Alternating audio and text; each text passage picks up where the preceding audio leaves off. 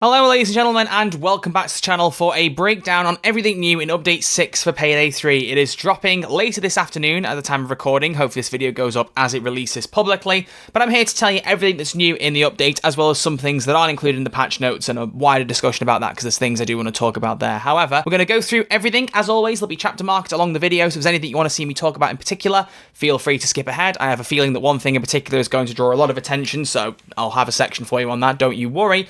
However, let's talk about everything new in the update. So, first thing I want to do is break down each of the key things that we knew were coming in this update and the good and bad of them. So first off, Quickplay. This is the first iteration of Quickplay that Starbreeze have already talked about. You simply will get put into a heist randomly based on the difficulty that you choose. Nothing more than that. Starbreeze partners have tested it, and unfortunately, it still suffers from Payday 3's inherent matchmaking issues, where if you can't find a lobby near to you in your region, you won't get put in one far away with just weaker ping, because the Starbreeze partners, obviously there's not many of us. Some of them tried, one in US and one in UK, and when they tried to matchmake, they didn't end in each other's lobbies. So Payday 3's matchmaking system buckles when it comes to the quick play. So if you can't find a match with someone in your matchmaking region, you're going to end up getting put in a lobby on your own, even if there's free ones a little bit further away, which I think really sucks. There should be an option where if you can't find a local lobby, you find one far away, like the old-fashioned Call of Duty matchmaking, where they would find one with smaller ping. If they couldn't, they'd expand it.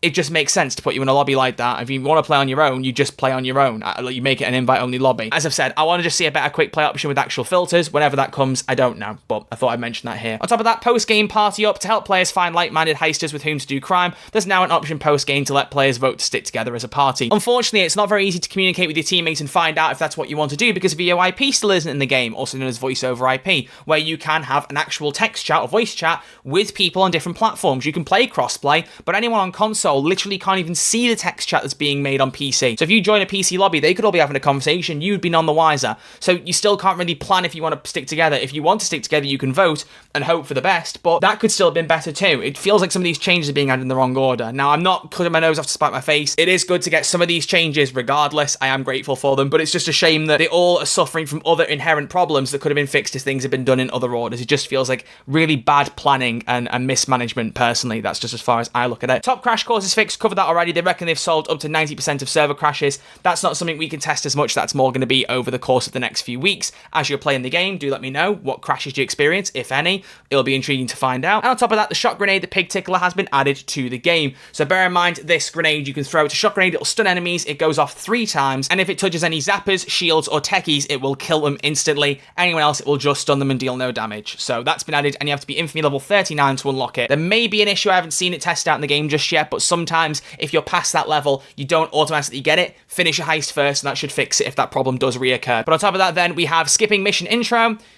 Yep, you can skip it, although I do, like I said, I think it is a really cool option. They've added a setting that you can just always skip the intro if you want to, so that's good, get you into the heist faster. And finally, a surprise one that wasn't in the dev update video. It's not exactly anything major, but it's still alright. The escape van is now open for business. In other words, you can jump in the back of the van again. So cool. There's not really much to say about that. I mean, I could be picky and say, why did it get priority, but I'm not really that bothered. It's a nice little quality of life change, and I'm happy that it's in the game, because it's just something people complained about. So it's cool to see that it got added. So, nothing to say there. On top of that, something else that wasn't in Dev Update 6 is new Assault Rifle Inspect animations. Now, I have got footage of all of these. Thank you very much to fellow Starbreeze partner Sea-Dog, because I didn't have a chance to get into this, because the servers went down so early this morning, but she hopped in and got some footage of all 4 of them. I will roll them over the screen now as I'm talking. I'll leave a link to her Twitch and her Twitter in the description. Please go and follow and support her. She really does deserve it, not just because she's helped me here, but because her content is really good. So you've got new inspect animations. Also, they are different if you're out of ammo, so you won't pop a bullet out, for example, if you've got no ammo left. The reloads also, I believe, when you have a fully empty mag, have a new animation.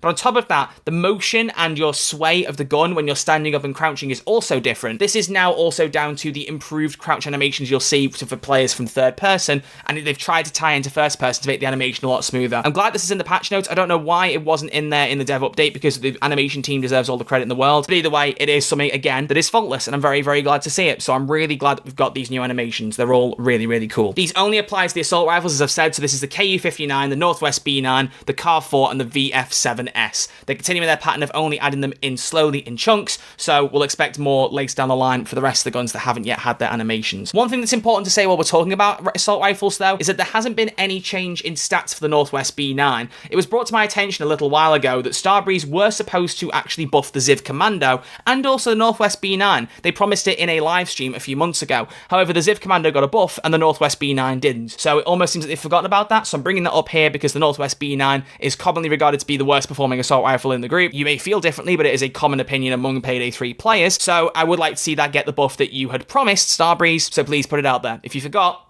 go back on it, fix it, make the gun better. Thank you very much. Moving on to the gameplay changes, though, you can see here the first aid kits have had a visual change. Not much to say there, but I thought I'd share it. It wasn't in the patch notes, as wasn't the big change that we'll get to in a minute. But there have been a few overall changes you can see here. A few things have been improved, fixed. Apart from that, then, there's also some tech fixes. And the only thing to note here, I'm not sure why this is under tech necessarily, but they've added the black carrot mask and I own NY mask pattern in Nebula Rewards. Now, these weren't in the patch notes that Starbreeze gave to us, so I didn't realize these were in the build. However, I've looked it up. I couldn't really find the page very easily. It was this that I was looking for, which was the original sign-up page for Nebula, and they said there'd be rewards over the course of the number of members that Nebula got. Can't seem to find this webpage anymore, so thank you Reddit for having this archived. But you can see there were 6 goals. If I zoom in, there were goals 2 to 4 here. The I Steal NY weapon charm, the criminal selection sticker, and the yours for the taking sticker. I'll be honest, I don't care for weapon charms and stickers, so off the top of my head, I can't remember if these are in the game. I think they are. I think I remember the glasses one. But the point is, goals 5 and 6 were not added into the game. If you want a better look at them, they're right here. Goal 5 is the black carrot mask pre-config, so a mask already pre-made, like one of the high-level masks, and also the I own NY mask pattern. Both of those have been added into the game with this update. And beyond that, there are some heist fixes across the board. One of the most notable ones that I wanted to point out was a cook-off fix. I'd seen my community talking about this a little bit, but there was an issue where the helicopter would drop off the ingredients and it wouldn't show up, basically, if another helicopter was currently dropping off an overkill weapon. So they've fixed that and amended that issue. However, the key thing to point out from all these, you can always look at the patch notes in the description if you want to look over them more specifically, but armor repair kit spawn locations have been added to most of the heists. They're not added in cook-off. They're not in Turbid Station. That makes sense. It's a stealth-only heist. For some reason, Rock the Cradle and Cook-Off have been left out of the equation there. I don't know why 2 heists in particular have been left out. If it's because of the whole security room thing, because I have got footage again, thank you, Sea-Dog, of getting some of the armor repair kits in the security room and the rest of the Wicked seems to be a safe bet for where they'll show up. But I don't know why an alternative wasn't reached for any heists like Cook-Off that don't have a security room. So that seems like a very strange choice. That could have made it a little bit better to have them in all heists rather than just cherry-picking and leaving a couple of them out. That seemed a little odd. But now let's talk about the big thing. So, you guys all like Vlad, don't you? Vlad's one of our favourite characters. He's one of the funniest. I love Ilya Volk's performance. I think he looks quite cool. I mean, his redesign in Payday 3 was a little bit jarring, maybe one of the more Uncanny Valley type facial remakes in the game, but we all liked that, right? Well, it's a shame, because now Vlad looks like this. Oh, if I don't laugh, I'll just cry. So, why is it... Man, why? Why have they done this? This is the second update in a row that something has changed face-wise for Payday 3 without any acknowledgement in the patch notes, because if you don't know, again, another thing that we weren't told about when Update 5 dropped, but courtesy of fellow Starbreeze partner Mariner Tophack, I could bring up this tweet to make it evident for you. When Update 5 was released at the start of April, Dallas was blurred out of one of the cutscenes, and it wasn't even a subtle blur, it was a very nasty in-your-face blur, where they just went, hey, let's just move it across the screen. We don't know why. I wouldn't dare comment. I know people have their theories on Twitter and Reddit and all that. I'm not going to get into that in case I bite off more than I could chew, because I really don't know what's going on. If you want to look into it, feel free to do some research and see what people are saying. But regardless, this is 2 changes in a row, and every time they do one of these, it just feels like Payday 3 is losing more and more of its character. And I don't understand why. What? He looks like a Destroy All Humans 2 character. What is this? What is this, man? Man. Oh, I don't understand the logic. I just don't get it. That's not Vlad, that's bad. Like, what is going... Oh, I don't know. Just jumping in here while editing, before I get into my major point about patch notes and them not including things like this in there, I think it's quite funny to note that they have now added it into the patch notes and said that Vlad has got a new portrait. That's all they've said. So because everyone started roasting them, they added it into the patch notes. Shouldn't take us telling them to put these things in, but... there you go. That is what's happened. So now onto my wider point about patch notes, which I do think is very important to note. But this does bring up a wider point, and I just want to focus on this for a little bit, because I feel like this should have its attention drawn to, because it hasn't really been talked about by any partner, and I want to note this. I do think there's a more inherent problem right now with Starbreeze changing things and not making things aware in the patch notes. Now, look, they're probably never going to explain why they've changed this, much like they're never going to explain why they've removed Dallas from the cutscene, why they've blurred him out. But at the very least in the patch notes, they could say, we have made a visual change to a cutscene. We have made a visual change to Vlad's appearance. Actually note, objectively, what it is you've done. But this plays into a wider problem. As I said, in the patch notes we were given, and we only got a little bit of early access on this, we weren't told that the Nebula Mask was going to be in here. They got added. Fine. But I'm worried, personally, that there are other changes in these updates that are not being documented. And the reason that I'm saying this is because I'm setting a challenge for everyone. If you see any changes in Payday 3 in this update, I'm not saying there necessarily are, but if you find anything that you can't see in the patch notes, let me know. Either comment it below, join my Discord and ping me and let me know, and I'll try and keep a list of them,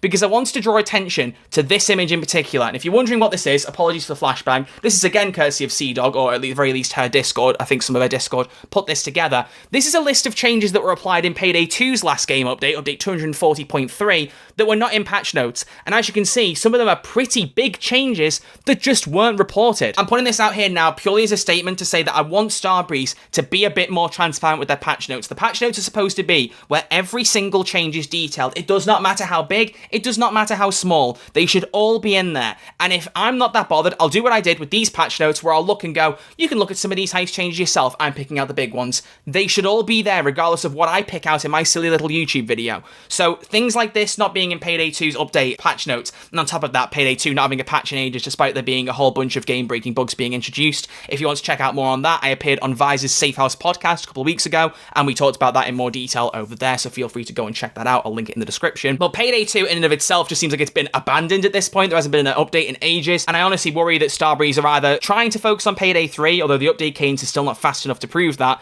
or my personal theory, a lot of the staff have just moved on to work on Project Baxter and the other game they haven't announced. So they've got the Dungeons & Dragons game in 2026 and another game in 2028. I fear too many people are working on those and not actually fixing the thing that's making them money. So at the very least, acknowledge these things in patch notes. And I'm really worried that in this update, there are going to be things that haven't been documented. But I'm just asking all of you, as my audience, to keep an eye out. And if you see anything that you don't spot in the patch notes, let me know. I would really like to hold Starbreeze accountable on this, because they need to make sure their patch notes are up to snuff. Right now, we don't get enough in these updates. And if the things that we're getting are not even in there, that's even worse. So I want to make that clear and ask you all as a big favor to keep an eye out. If you see anything that seems unusual that isn't in the patch notes, please let me know. Comment, Twitter, Discord, anything, let me know, and I will try and keep a note of everything. But that's update 6. So there you go. I mean, they've added a couple of features that don't work as well as they could have done, because Payday 3's internal systems aren't built the way they should be and haven't had the fixes that they need. There are some good things, some unobjectively good things, like getting in the back of the van, skipping the mission intro and the animations.